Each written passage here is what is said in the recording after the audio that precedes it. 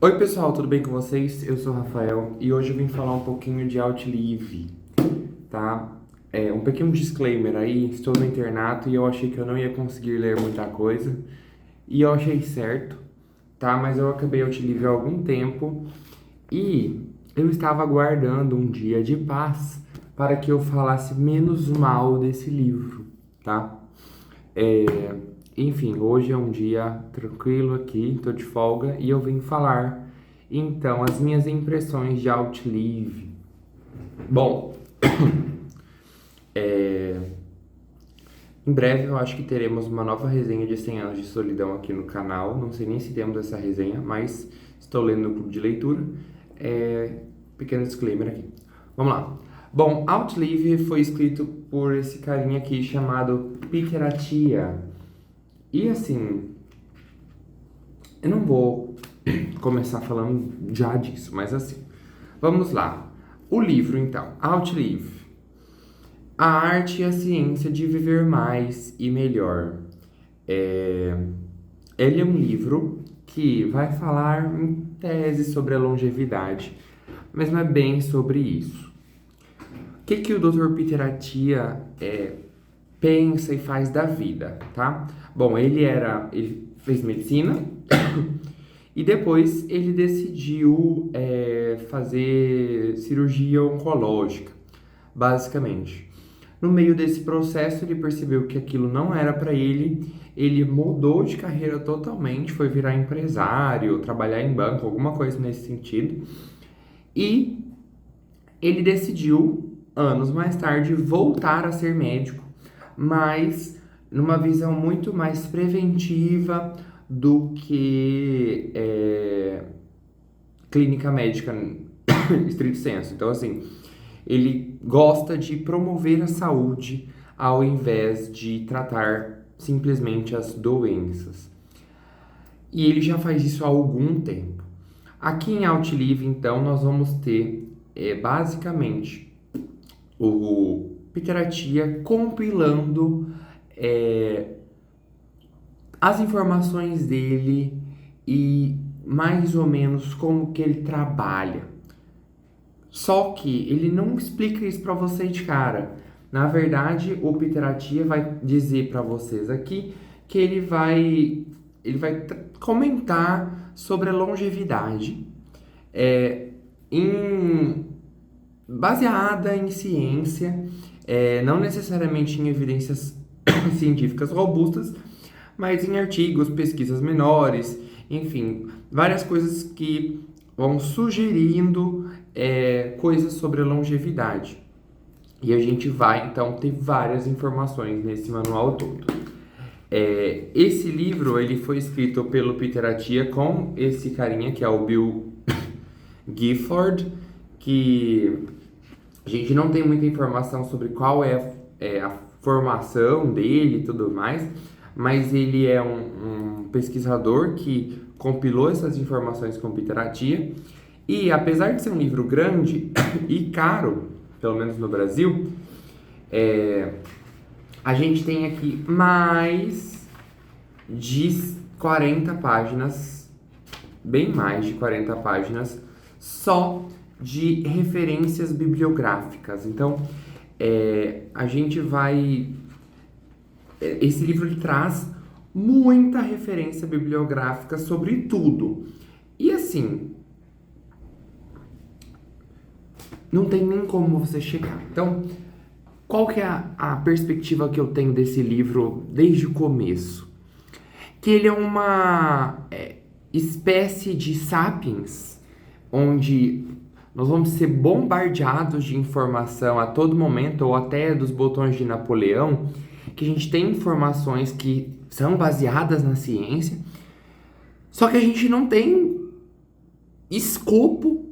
Na verdade, a população em geral não tem escopo para dizer se aquilo é falso, se é verídico, em qual ponto a gente tem falácia retórica, tá? Isso para a população em geral.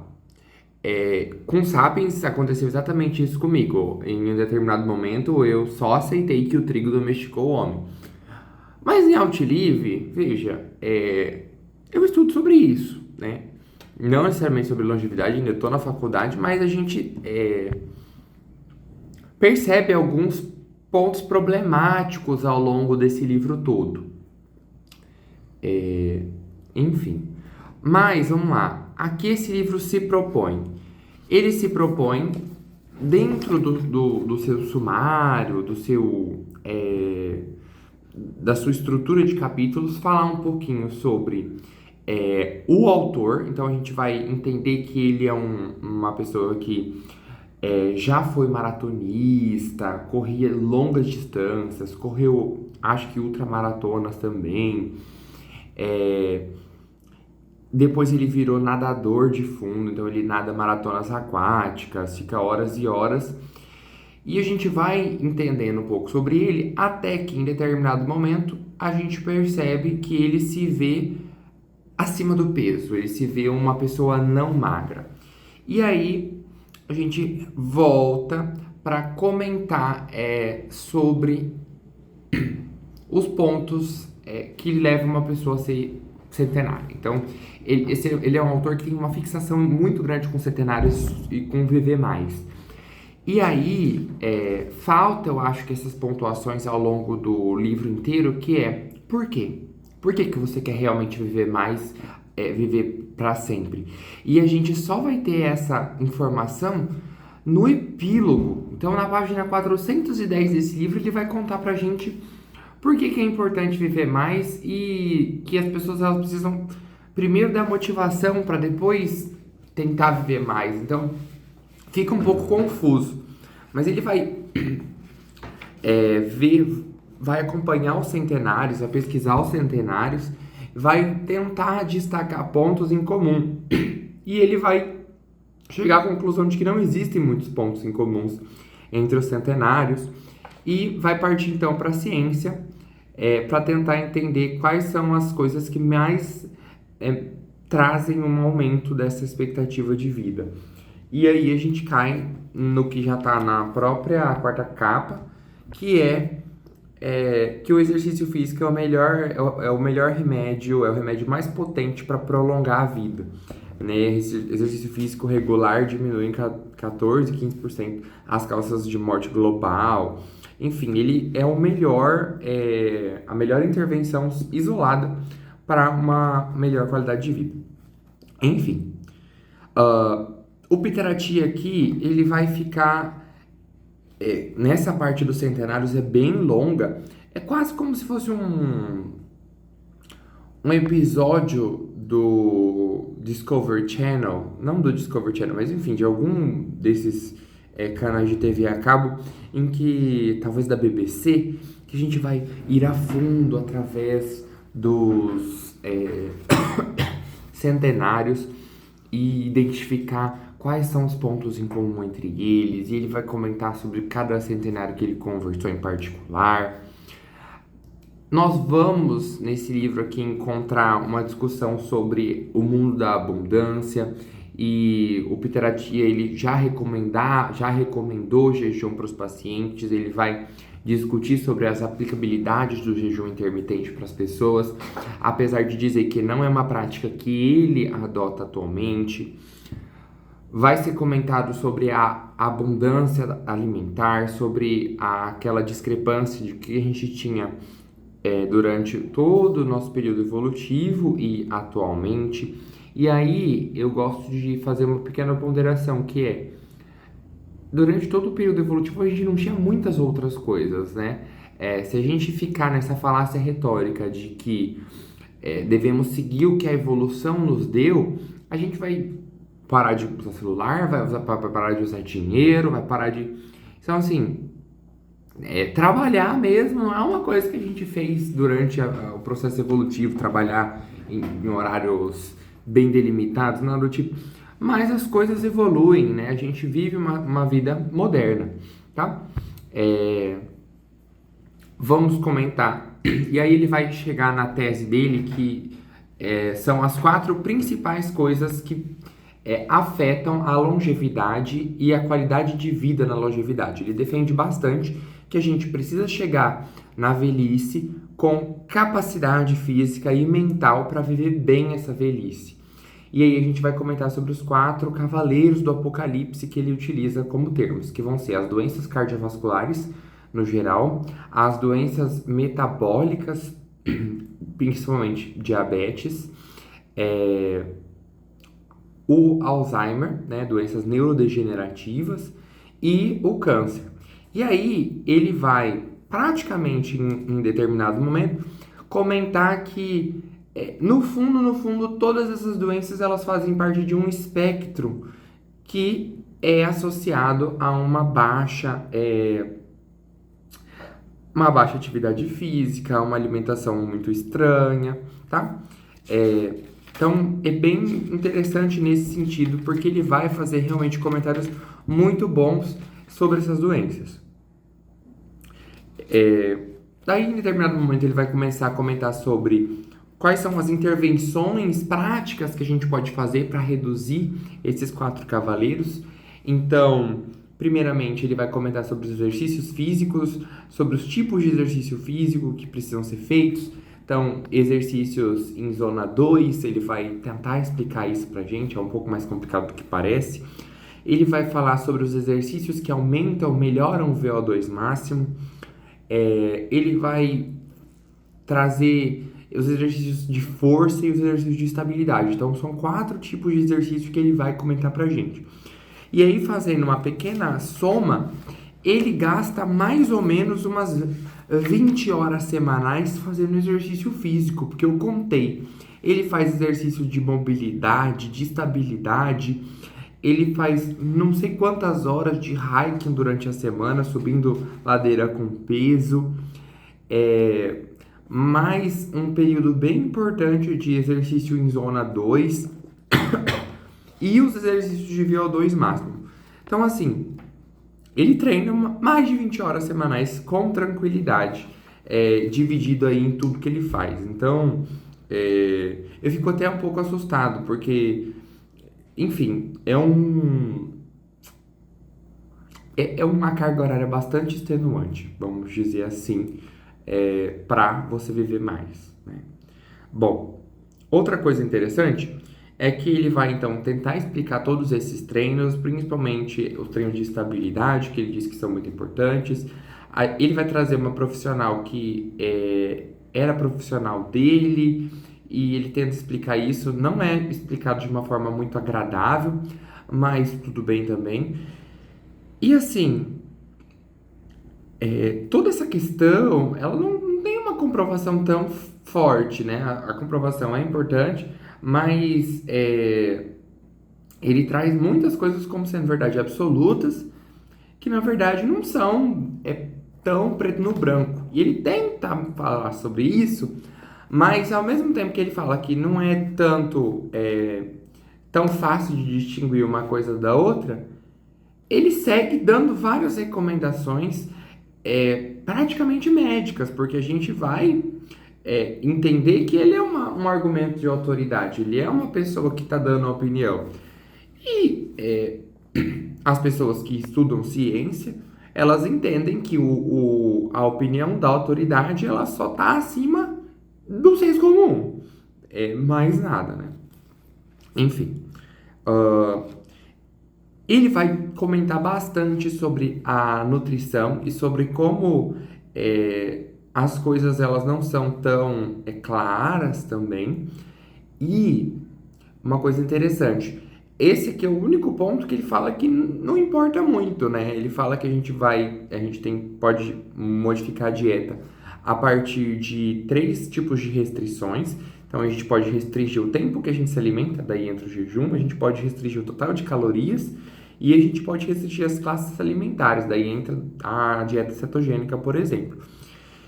E ele vai falar que todas elas são aplicáveis, mas que ele também não recomenda nada e que, no fim, o que importa é reduzir as calorias e aumentar um pouco a ingesta de proteínas. O que eu achei interessante? Claro, ele não é nutricionista, ele não trabalha de fato direto com a nutrição, então ele dá menos ênfase a isso. Apesar de a gente conversar bastante tempo sobre esse tema, ele é um tema que fica mais velado. no Brasil, a gente tem recomendações sérias do Guia Alimentar da População Brasileira sobre evitar ultraprocessados, tentar comer o mais natural possível, diversificar os grupos alimentares, comer vegetais em todas as refeições, comer frutas algumas vezes ao dia. Ele vai fazer uns comentários meio tortos sobre a frutose em certo aspecto. E a gente vai ter. Eu senti que faltou um pouco de ênfase nessa parte. Da mesma forma que a gente não tem comentários, né? Vou falar isso mais pra frente, na verdade. E aí, por fim, ele vai falar sobre a saúde mental dele, que ele teve um problema bastante importante, precisou ficar internado em clínicas psiquiátricas, porque ele era uma pessoa que trabalhava muito e tinha aí um componente ansioso, de estresse muito elevado. Ele precisou fazer esses retiros e quase a ponto de terminar o casamento dele, que era bem complicado. Ele fala bastante da esposa, sobre como ela foi importante nesse momento. E essa é uma parte bem legal desse livro, assim, é uma parte bem interessante, porque nós vemos o Pitarattia como homem mesmo. Então, nessa parte, ele não vai fazer recomendações tiradas da cabeça dele nem nada. Ele vai muito mais relatar a experiência dele com isso. Porque ele não é um profissional da saúde mental. Então, ele vai trazer toda essa parte a partir do enfoque em primeira pessoa, e ele vai fazer alguns comentários pontuais sobre abordagens terapêuticas, internação, a partir do que ele conversou com psicoterapeutas e afins.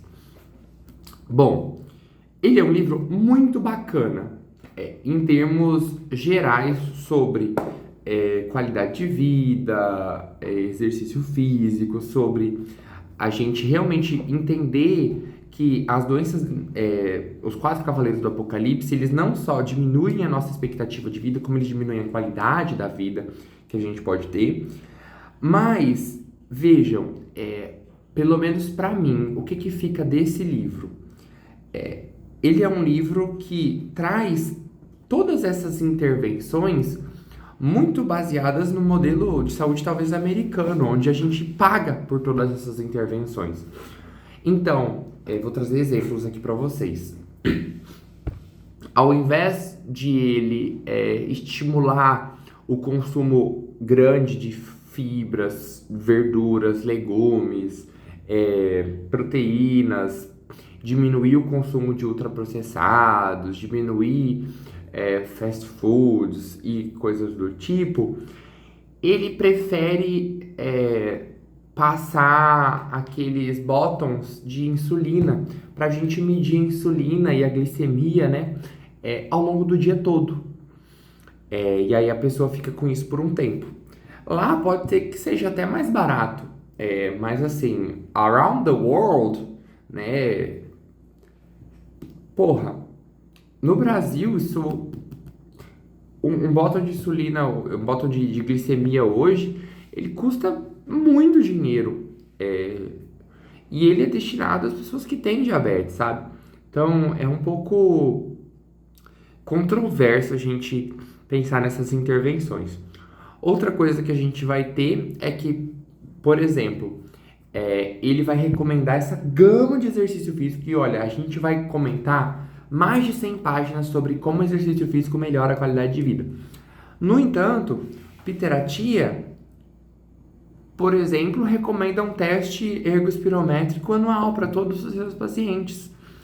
E olha só onde você faz o teste ergospirométrico. Na minha clínica! Entendeu? Então, enfim. A gente vai também ter uma recomendação muito interessante sobre o câncer de colo, colo retal. Então, realmente, as pessoas têm que fazer a colonoscopia sempre que possível, dependendo da sua estratificação de risco. Só que ele sempre extrapola. Então, exemplo, se existe uma recomendação para você fazer aos 50 anos, ele acha que você tem que começar a fazer aos 30. Esse é um pequeno exemplo, mas ele vai comentar sobre.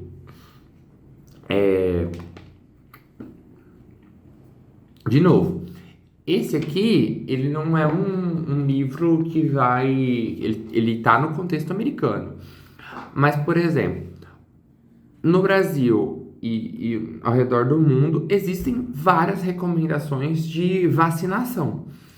Para pessoas que têm problemas de saúde, para os idosos. E o Piterati não vai se preocupar em indicar uma vacinação, por exemplo, de gripe para os seus pacientes. A gente não tem muitas menções às imunizações aqui. Outra coisa interessante que ele também a gente não tem, por exemplo, indicações para fazer medição da pressão arterial anualmente. Dentro desse mundo de atividades esportivas, ele indica que você faça densitometria óssea, ultrassom de abdômen e coisas do tipo. Ele faz umas revisões ok da bioquímica humana, mas é aquilo. Toda vez que você faz uma simplificação de um tema complexo para uma linguagem muito simples, você perde muito. E é o que a gente tem aqui. A gente perde muito sobre a complexidade das vias metabólicas, por exemplo. Ele vai ser a favor da terapia de reposição hormonal, mas a gente não vai ter essa informação tão grande. E ele vai comentar sobre 2, 3 ou 4 medicações que ele acha que todo mundo deve tomar, incluindo o controle rígido do colesterol, então tomar uma estatina, de preferência de alta potência, ao invés de fato fazer mudanças do estilo de vida. Então ele acha que essa é uma intervenção bastante importante e existe essa discussão aí hoje em dia. Ele também vai comentar bastante sobre o uso da metformina como uma substância que geroprotetora, vai diminuir o status de envelhecimento, melhora essa resistência insulínica, melhora essa captação da insulina periférica, captação de glicose. Então ele vai trazer isso e ele vai falar de algumas outras. Também a gente vai ter, umas 100 páginas em que será discutido sobre os receptores mTOR, RANK ligante e uma série de vias metabólicas, de vias celulares que vão induzir a apoptose. E é muito pouco para ser discutido com a população leiga. Esse livro aqui não é feito para pessoas da área da saúde, inclusive porque ele fala que ele prescreve muito mais outros medicamentos do que os apenas citados nesse livro. Isso está escrito aqui. Então isso aqui é para uma população leiga que vai atrás de pessoas que melhorem a qualidade de vida a partir de gasto de dinheiro. Então essa é uma coisa importante. Ele vai falar aqui mesmo que as dietas estão perdendo espaço para bioquímica nutricional, que a gente tem que melhorar os padrões alimentares. E ele vai falar também sobre o fato de que o status normal de saúde, ele pode ser a pré-doença. E aí há controvérsia sobre essas intervenções precoces e sobre como isso pode adicionar sofrimento e piorar o status, a qualidade de vida daquela pessoa. Mas não discordo totalmente desses pontos. No fim, Outlive é um livro interessante para ser lido, só que ele precisa ser lido com um olhar crítico. E o Peter Attia, na verdade, escreve um livro de modo que você não... Ele é muito bom no engodo. Então, você lê o livro e a maioria das pessoas, tenho certeza, vai fazer essa leitura de modo muito simplista e vai aceitar o que esse homem está falando totalmente de cabo a rabo. E isso não é uma boa construção aí em termos de saúde. Eu acho que a gente devia analisar muito mais criticamente as coisas. Bom, é isso. Eu acho que é um livro muito bem elaborado. De fato, eu acho que esse tanto de referência bibliográfica, ele tira do livro muita coisa, porque É como se ele tivesse colocado todas as referências bibliográficas do conhecimento que ele elaborou na vida, para dizer que esse é um livro robusto, quando de fato ele não é um livro extremamente robusto. A gente não tem a maioria desses apontamentos que ele faz não são fundamentos sólidos, estruturados, dentro do que a gente conhece como ciência. Então,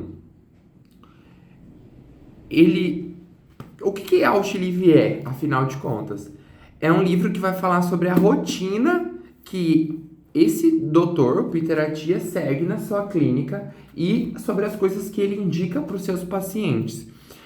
E no fim a gente tem um grande compilado de aparentemente todos os artigos que ele já leu na vida sobre longevidade. Não é uma pesquisa concisa que tem um objetivo claro. E quando a gente lê esse livro e vê esse tanto de referência, o que as pessoas pensam é: nossa, isso aqui é uma pesquisa bem feita. E na verdade é aquilo que eu falei, isso aqui é um manual para você exemplificar. É o manual do que ele faz na clínica dele e uma amostra de como você pode ser atendido no Peter Attia Company, tá? Então é isso. Li esse livro do começo ao fim, passei raiva em alguns momentos, mas ele é um livro que, assim, né, nada que você lê, você perde. Nem que seja construindo sinapses, como ele fala, para você perder quando você tiver uma doença neurodegenerativa. Ele não fala sobre leitura na prevenção do Alzheimer. Cara, como que pode? Como que pode? Não, mas o controle da estatina ele é extremamente mais importante do que a pessoa... Enfim, é aquilo. Simplifica demais doenças que são extremamente multifatoriais. Você não tem uma grande apologia à cessação do tabagismo, você não tem uma grande apologia à cessação do etilismo. Inclusive ele fala que você poderia tomar até 7 doses de álcool na semana, sendo que idealmente você não tomaria mais de 2 no mesmo dia. Cara, ele é um livro que fala sobre longevidade, ele fala que você pode beber álcool diariamente, sabe? Isso me deixou muito irritado. E outra coisa, e aí eu acho que é da edição brasileira, não fui atrás da edição em inglês, porque eu já paguei caro nisso aqui. Ele fala em vários momentos que a gente vai analisar a composição corporal a partir da densitometria óssea.